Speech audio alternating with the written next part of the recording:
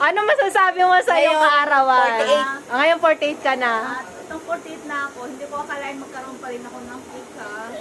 Thank you sa'yo, pamangkin ko Bichay, at saka sa'yo Joanne, saka sa'yo sis Maricel. I love you, Bunso. Tapos ito pa ha, ito yung Love you pinaka too. wish ko sa lahat talaga para sa anak kong Bunso. Pahingi daw itong pixie. Ano? Walang iba, kundi yung makapagtapos din siya sa pag-aaral, na tulad ng kuya. Magsikap siya. Yung trabaho ko, sabayan lang niya. Yung sipag ko sa trabaho, dapat sabayan din niya ng sipag sa pag-aaral.